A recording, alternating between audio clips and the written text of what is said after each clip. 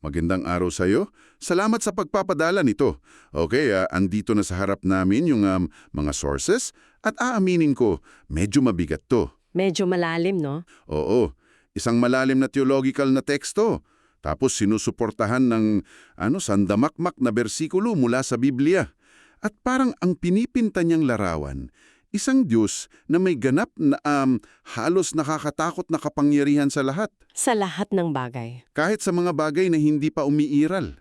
Kaya ang misyon natin ngayon, himayin natin to. Ito ba'y tungkol sa isang kosmikong diktador? O may iba pa ba tayong kailangan makita? Handa ka na ba? Yan yung perfect na tanong. Para simulan to. Kasi tama ka yung sentro talaga ng lahat ng to ay yung konsepto ng absolute sovereignty. Ganap na pamamahala. Oo. Segundo por segundong pagpapanatili sa mismong pag-iral ng lahat. Okay. At dyan napapasok yung sinabi mong tensyon. Kapangyarihan ba to na mapanupil? O ibang bagay ba to? Sige. Simulan natin dun sa pinakapundasyon na laging inuulit-ulit sa source. Itong parerala sa Korean, Chunjeden, Pijonjeden, Chombu, Hananim Ui, Kosida. Jonjedun pi Jonjedun, Jonbu Hananim Ui Koshida. Ang ibig sabihin, umiiral man o hindi, lahat ay sa Diyos. Sa unang dinig, parang simple lang, no? Pero grabe pala yung implikasyon niyan. Sobra? Ang lohika daw kasi ganito, tinatawag ng Diyos ang wala para magkaroon. Tapos kapag gusto niya, ibinabalik niya yung meron sa wala. At yan yung ideya na direktang sumasalungat sa modernong pag-iisip natin. Yung tungkol sa kalayaan, sa pag-iral. Oo nga, Ang sinasabi kasi ng source, walang tunay na independent existence. Mula sa planetang Mars hanggang sa ideya na nasa isip mo ngayon, yung pag-iral nila, hindi sa kanila. hindi sarili nila. Oo, parang hiram lang. Patuloy na ipinagkakaloob sa bawat sandali. At para patibayin yan, binanggit nila yung awit 24.1. Ang lupa ay sa Panginoon at ang lahat ng naruroon. Hindi to parang claim lang sa titulo ng lupa, di ba? Ano yung kalikasan ng pagmamay-ari na to? Diyan nga nagiging mas malinaw Kasi hindi ito tulad ng pagbili mo ng libro. Pag binili mo yung libro, sa'yo na yun. Kahit iwan mo sa istante. Oo, andun lang siya. Ito, ang pagmamay-ari na inilalarawan dito parang sa isang musikero na tumutugtog ng violin. Yung notang naririnig mo, umiiral lang siya kasi patuloy siyang tumutugtog. Oo, okay. Sa sandaling itiglan niya yung paghila ng bow, yung tunog, yung mismong pag-iral ng nota, nawawala. Ganyan daw ang relasyon ng Diyos sa lahat. Wow. Okay, so hindi pala siya parang pintor na tinapos na yung obra tapos sinabit na lang. Ito ay isang patuloy na performance. Eksakto. Kung ganun, ibig sabihin bawat segundo, bawat millisecond, ang buong universo ay isang aktibong desisyon. Isang aktibong desisyon, yung pag-iral ng upuan na kinauupuan mo, yung hangin, lahat yan ay isang patuloy na kaloob. Hindi to yung nilikha lang tapos pinabayaan na. Okay. Ito ay aktibong pagpapanatili. At ayon sa source, walang exception. Buhay, kamatayan, oras, espasyo, tao, anghel. Teka. Dito na nagiging mas komplikado at aaminin ko medyo nakakagambala. Kasi kung lahat, paano naman yung mga bagay na negatibo o masama? Dito na nila pinasok si Satanas, di ba? Oo, dito talaga nasusubok yung buong konsepto ng ganap na pamamahala. Kasi ang argumento ng source medyo radikale. Anong sabi nila? Maging si Satanas at yung mga demonyo niya, umiiral lang sila dahil sa aktibong pahintulot at pagpapanatili ng Diyos. Hindi sila isang hiwalay na kapangyarihan. Sandali, ulitin mo yon. So, ang sinasabi ng source, kahit ang pinakamatinding kaaway niya, umiiral lang dahil sa bawat sandali, hinayaan siyang umiral. Ganun na nga. Grabe yun. Kung ganun, bakit? Anong paliwanag nila kung bakit niya hahayaan yun? Ang paliwanag na binibigay, umiikot sa isang mas malaking layunin. Pansamantala lang daw siyang pinapayagang umiral kasi may papel siyang ginagampanan sa mas malawak na plano. Para mas madali nating maintindihan, isipin mo ang buong realidad bilang isang napakakomplikadong software. Okay, sige. Ang Diyos ang hardware at ang operating system.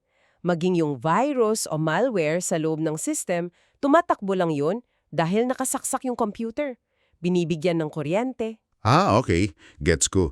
So yung mismong pag-iral ng virus, nakadepende pa rin sa kapangyarihan ng system na sinusubukan niyang sirain. Yun yung larawan na ipinipinta ng source. Nakakagulat pa rin pero mas malinaw sa ganyang analohiya. At ipinakita rin yan sa mas maliit na antas, di ba?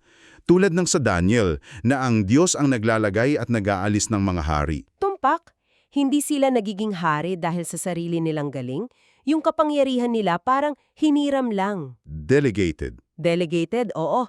Mula sa pinakamataas na arkanggel hanggang sa pinakamababang lingkod. Mula kay Satanas hanggang sa isang hari sa lupa, walang may sariling stock ng kapangyarihan. Lahat dumadaloy mula sa iisang source. Tapos, winabanggit din silang langit ng mga anghel o tsonsahanel. Paano yun kumukonekta dito? Ayon sa source, doon daw itinatag ng Diyos yung trono niya. Mula sa dimensyon, sa pamamagitan ng kanyang salita, inuutusan niya yung mga anghel na isakatuparan ng kalooban niya dito sa ating space-time. Sa ating realidad. Oo, sa ating shigonggan. Kaya maging yung mga anghel, mga ahente lang sila na kumikilos ayon sa utos, hindi sa sarili nilang kapasyahan. Okay, so napag-usapan natin yung pag-iral, yung pagpapanatili. Ngayon, itong konsepto ng space-time na laging lumalabas sa text, paano inilalarawan ng source yung relasyon niya dito? Nasa loob ba siya o nasa labas? Dito na tayo sa medyo metafisika, no? Ang sabi ng source, pareho. Pareho. Paano? Nilikha niya at pinapanatili yung space-time. So, yung kapangyarihan niya nasa lahat ng sulok nito. Pero, at ito yung mahalagang pero, mas dakila siya at nasa labas din siya nito. Okay. Ang paglalarawan na ginamit nila para sa Diyos Ama at Diyos Anak, ang buong space-time natin, mula Big Bang hanggang sa dulo, parang isang tuldok lang sa kanila. Parang isang pentor na nakatingin sa canvas niya. Yung buong mundo ng painting nasa canvas, pero siya mismo hindi parte ng pintura. Eksakto. Perpektong analogya yan. Kaya niyong hawakan, baguhin o kahit punitin yung canvas. Ganun ba? Ganun na nga. At dito rin nila ipinaliwanag yung isang komplikadong ideya sa teolohiya, yung relasyon ng ama at anak sa loob ng Trinidad. Yan. Yan yung part na medyo nakakalito. Sabi sila raw ay magkapantay, pero may isang pagkakataon na ang ama ay mas dakila sa anak. Totoo, at napaka-dense nung paliwanag, no? Pero sige, subukan natin ang isang analohiya para mas masimple. Sige. Isipin mo ang CEO ng isang malaking kumpanya. Siya ang may pinakamataas na kapangyarihan. Ngayon, nagdesisyon yung CEO na magtrabaho sa factory floor ng isang buwan. Okay, para maunawaan yung proseso. Oo, habang nandun siya, sumusunod siya sa rules ng floor manager, nag-uniform, nag-time in. Sa panahong yun, mas bakila ba yung floor manager kesa sa CEO? Hindi, syempre. Voluntaryo lang siyang nagpasakop sa ibang rules para sa isang layunin. Hindi nabawasan yung pagiging CEO niya. Yun na! Ayon sa source, yun ang nangyari noong ang anak ay nagkatawang tao. Pumasok siya sa space-time at voluntaryong nagpasakop sa mga limitasyon nito para sa isang misyon. So pagpapasakop sa tungkulin, hindi sa esensya. Ulo, 'di ba? Sa Epeso na ang Ama ay nasa ibabaw ng lahat at sumasa lahat at nasa lahat. Tapos sa Kolosas na si Kristo naman, ang anak, ay lahat at nasa lahat. Oo, kaya yung pagka-Diyos nila, parehong transcendent nasa labas at immanent nasa loob. Okay, malinaw sa akin yan. So, kung ibubuod natin, pag-aari niya lahat kasi siya ang patuloy na lumilikha. Pinamamahalaan niya lahat, mula anghel hanggang hari, pati kaaway. At ginagawa niya to mula sa posisyong mas mataas sa realidad natin, pero nasa loob din ng bawat atomo. Which brings me to the million-dollar question. Bakit? Anong punto ng lahat ng to? Para saan yung ganito kadetalyadong kontrol? At yan na nga, dito na tayo sa pinakapuso ng argumento ng mga source mo.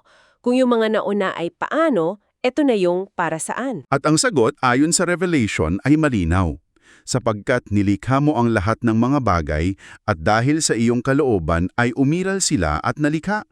Lahat ay para sa kaluwalhatian niya. Oo, Dahil siya ang lumikha, siya raw ay karapat-dapat sa pag-ibig at pagsamba.